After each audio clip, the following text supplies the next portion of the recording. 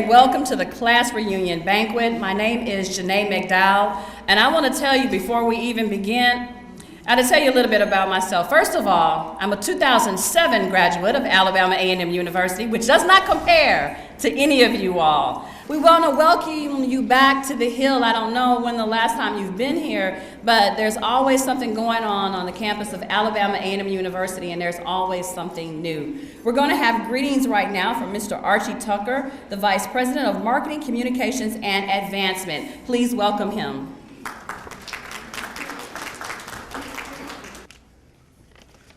Good evening, Normalites.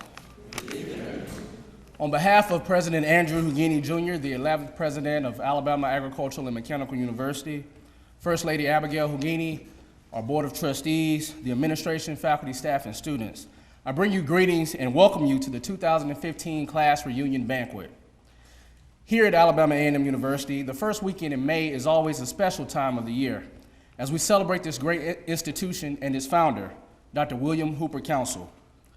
For we began with the Alumni Hall of Fame on Thursday, the President's Community Breakfast, Founders Day Convocation, Gravesite Ceremony, and Commencement on Friday, continued with the National Alumni Breakfast and Normalite Walkway Ceremony this morning, and now we are here at the official Class Reunion Banquet. Have we worn you out yet? Now at the banquet this evening, I want you to be selfish. That's right, selfish. Be selfish in your thoughts by simply thinking about your experiences on the Hill. Think about the love and attention given to you by faculty and staff. Think about the education you received. Think about the social skills you attained. And finally, be selfish in thinking about the lifestyle you have lived and the role Alabama A&M University played in that lifestyle. Now, let's transition that selfishness into a spirit of generosity. Your alma mater needs you now more than ever. We need you to speak up and speak out when the media is in attack mode and sensationalizing news stories with an aim to negatively portray our university. We tell our own story at the university, we do, but for some reason that story never makes it beyond the media. Aside from speaking up and speaking out, we need you to stand out by sending us your financial support. No longer can we feed the institution with 5 loaves and 2 fish. Somebody will get that on the way home. If we are to thrive and be here for another 140 years, it will be because of your ongoing financial support. Whether it's a life insurance policy, a will or bequest, stock transfer, you name it. It can all be used for the enhancement of Alabama A&M University. So thank you for coming back to campus. Thank you for giving back. For Dr. Council's dream of Alabama A&M University has been a reality for 140 years, and his vision remains intact today. Together, we can ensure this reality remains for generations to come. Thank you.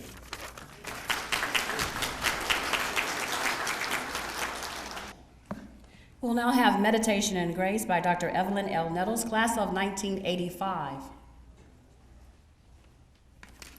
Good evening. To all my fellow Normalites, friends, and guests, it is indeed an honor and pleasure to bring meditation and grace to you this evening. It is only because of the grace and mercy that we are here. It is not because of our degrees.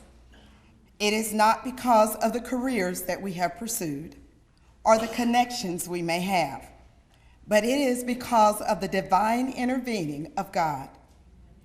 As a member of the class of 1985, I dare to think about the past 30 years and how life has dealt with us from many different angles. I am sure you can relate to this very inspirational story. One day, a group of prestigious Alabama A&M University graduates came to visit one of their professors.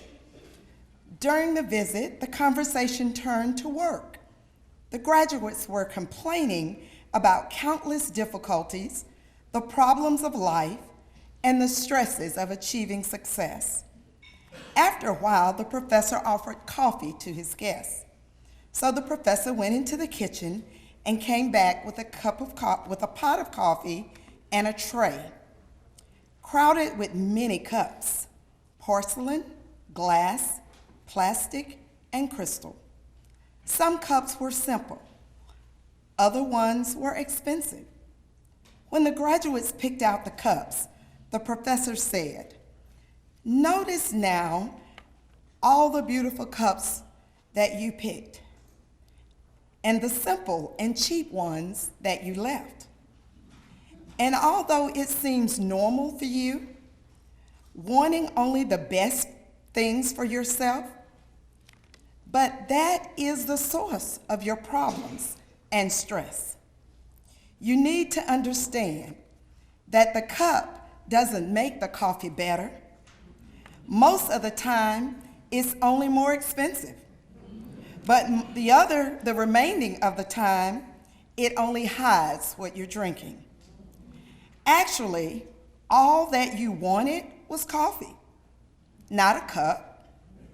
But you consciously picked the best cups. And later, you watched the kinds of cups that your friends chose. And now, think about life. Life is coffee, but jobs, money, position, social status, they are only cups. They are only the instruments of maintenance and the upkeep of life. The type of cup you have doesn't determine the quality of your life. Sometimes by concentrating only on the cups, we forget to enjoy the taste of coffee. The happiest people are not those who have the best things, but those who enjoy life and get the most of it with what they have. Life is not as long as we may have planned. Neither does it align to our plans. My mother taught me a very valuable lesson during her battle with cancer. She said, "Put everything you have into every day with no regrets. And mostly important, do those things that make you happy." There is only one life cycle per individual.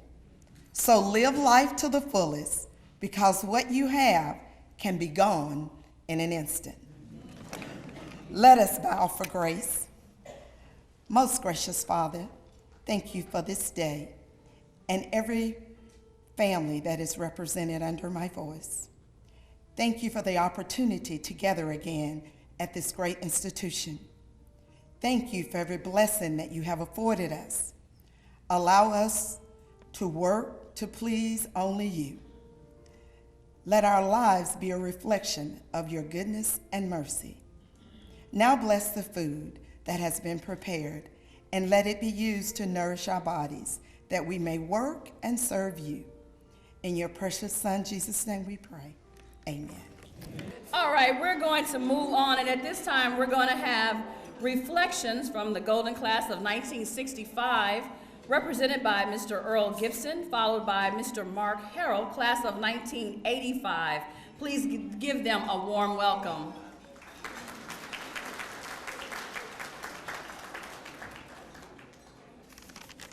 Thank you very much, and good evening. I am Earl Gibson, the very proud president of the class 1965 for the past 50 years.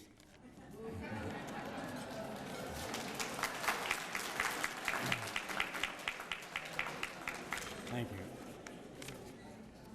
I was asked to give a few reflections, and I thought we'll go back a little bit and talk about a couple of things.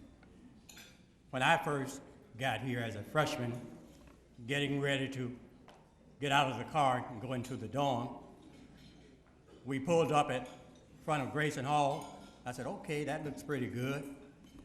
And went in to meet Miss Johnson, and she said, you're not in this particular dorm, you're next door. I said, I didn't think that was a dorm that was next door. From the outside. That was West Annex And I don't think it's still surviving at this time, but it was quite an awakening. Several of my classmates had their first year in West Annex, and I'm sure many of you did.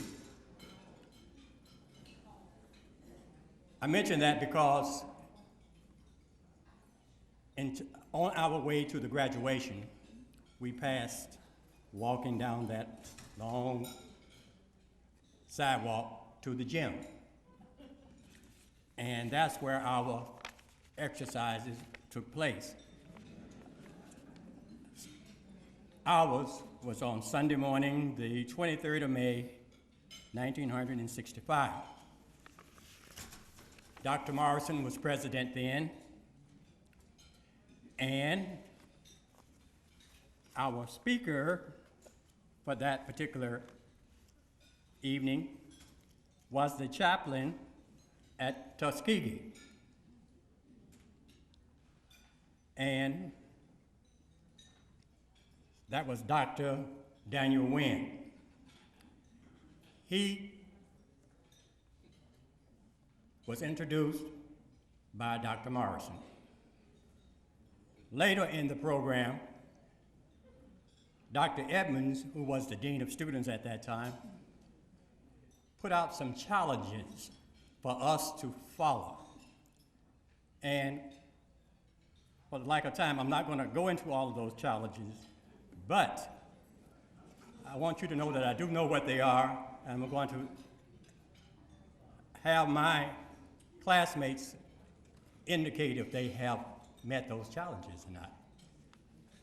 Amen. The reason that I know all of this and can do it accurately is the fact that I'm looking at a program, the 1965 graduation program. I didn't ask the Alumni Affairs Office to find a copy for me. This is my copy. Thank you. Now, I'd like to know from my classmates how many of you sang in the choir. If you did, please stand. Class of 65.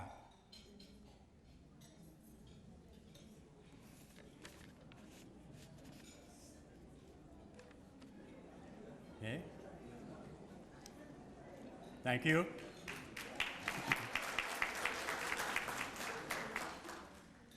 Other than myself, how many band members? Concert or marching? Thank you.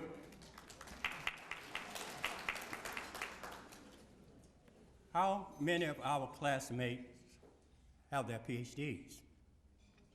Please stand. Doctorate degrees.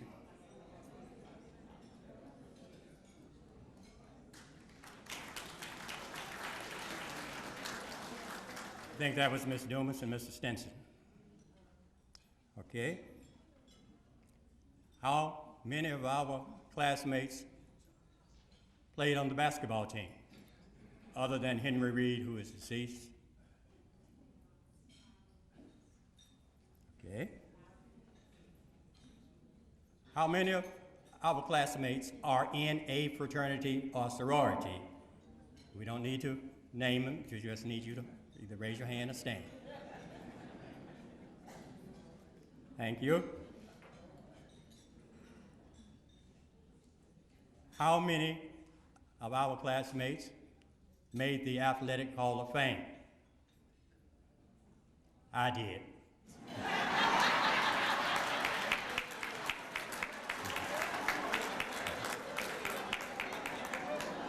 And the sport was golf. I was inducted in 1999. The very first SIEC champions.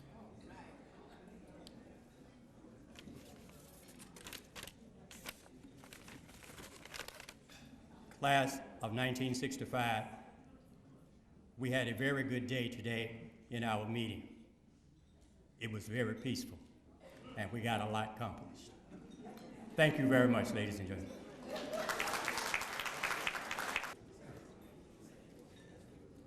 Good evening.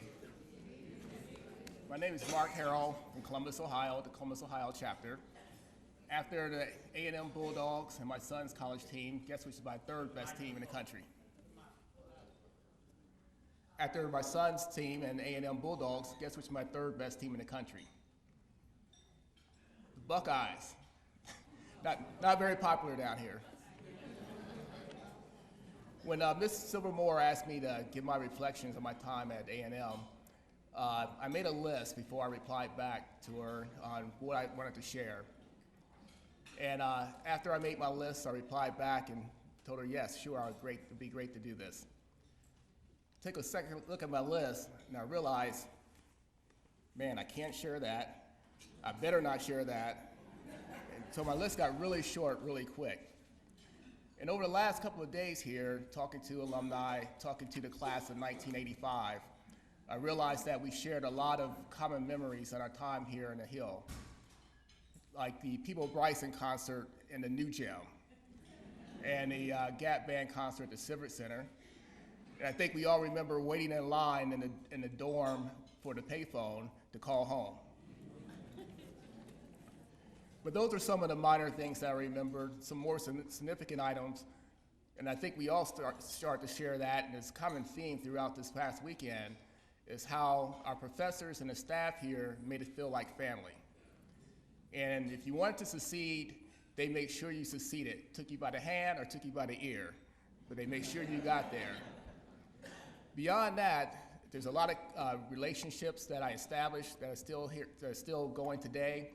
And my roommates, Carl, Mick, rest in peace, Mick, Pudge, and Robert, all good friends of mine that I still share communications with today.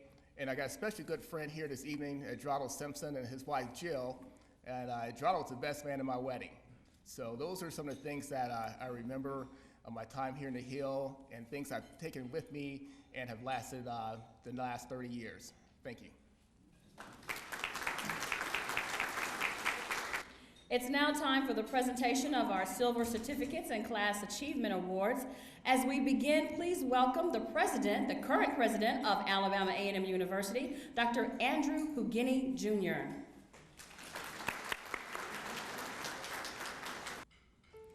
Karen Elaine Howes Samuels, Katanga A. Mance, Miss Phyllis Looney Jones, and Mr. Jeffrey Webb. Next, the Class Achievement Awards. Class of 1945, Miss Ella Bird McCain.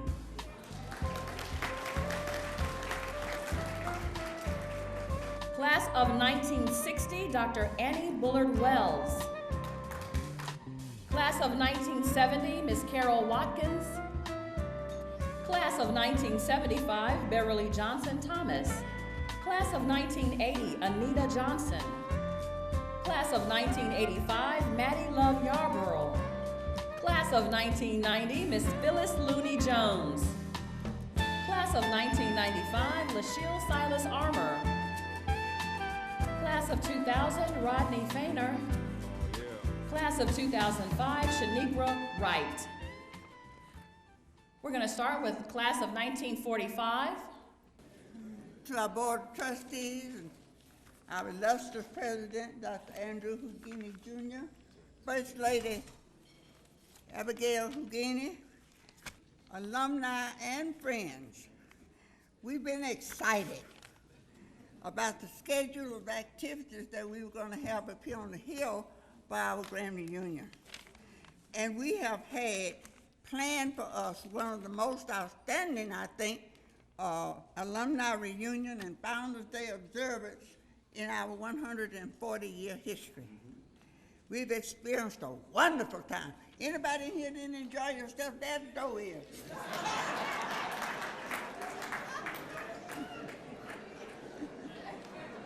You just get on out of here. You don't need to be with us if you didn't enjoy yourself. And I want to say thank you to Ms. Stubbs and her committee for planning such a wonderful time for us here on the Hill. It's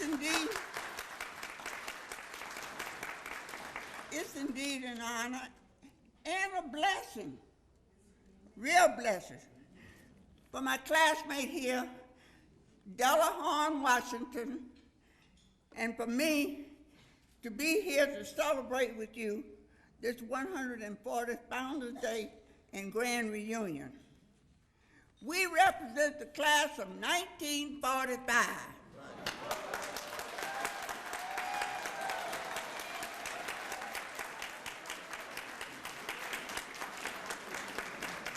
Did you hear me? Yes, ma'am. That was 70 years ago. Yes. And 70 years ago, she and I left old Norma Hill up here. We started here, but we went anywhere.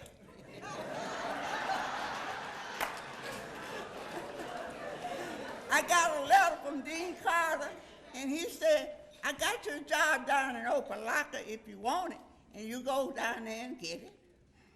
And Della got her job in Clark County, so we started here, but I went to Opelika, and she went to Clark County. And since then, we've been going anywhere.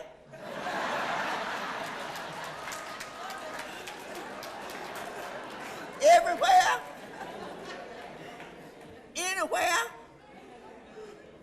Trying to help whomever we can help with whatever we can help them with.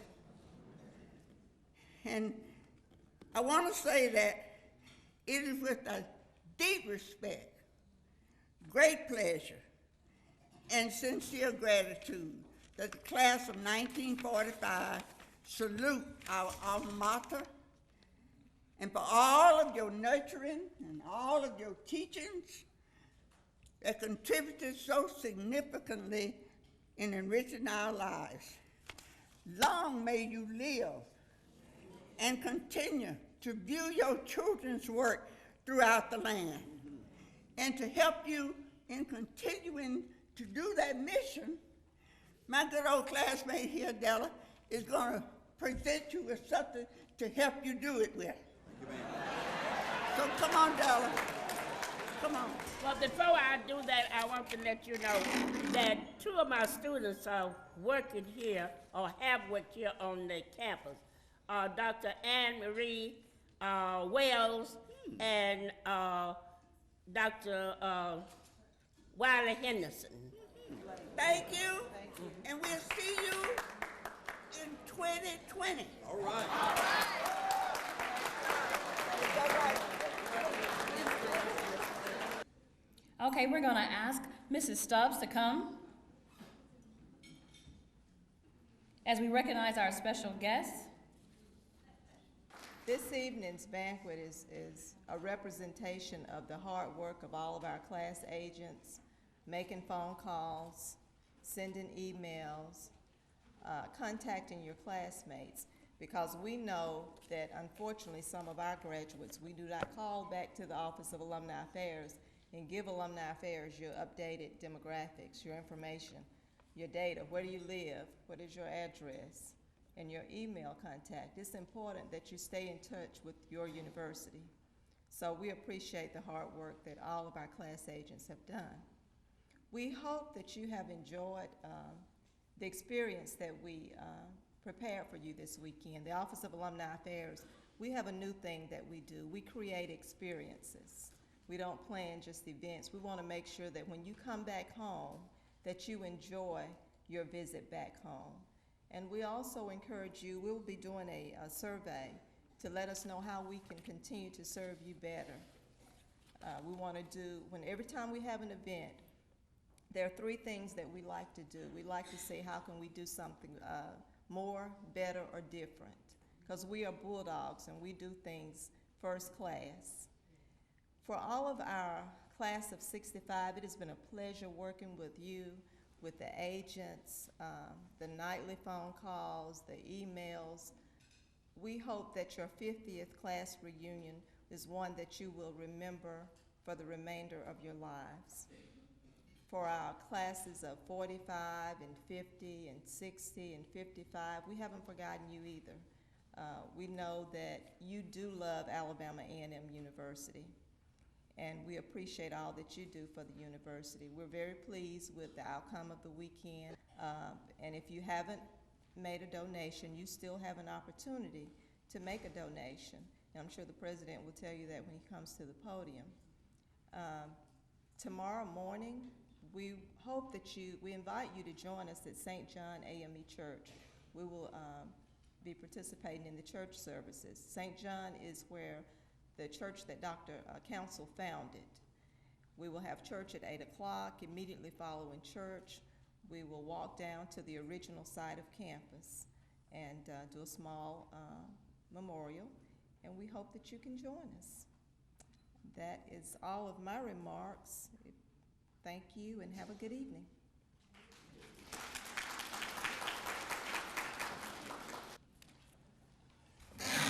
Good evening. We want to thank you this evening for the contributions that you have made to Alabama A&M University. As graduates of institutions, we are both protectors and enablers and supporters of the dream.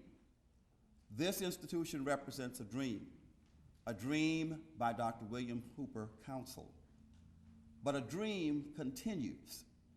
This is not a dream that now has come to its conclusion, but the dream continues. And so it's our responsibility to nurture the dream, to support the dream, to enable the dream, so that the same manner in which Alabama A&M University affected each of us positively, it can do so for generations to come.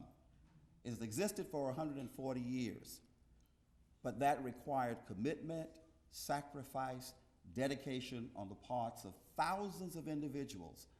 Some names we know, some names we do not know, but they were here for this university.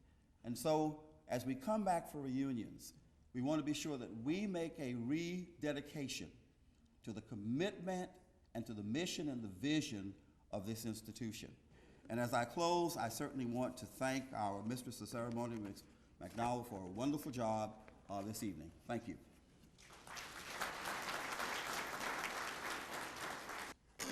Thank you, Dr. Hugini. It has truly been my pleasure to look at all you beautiful people, and I just aspire to be where you are 50 years from now, and yet in my right mind. As we close, I want to ask you to join us in singing our university hymn. It can be found on page 7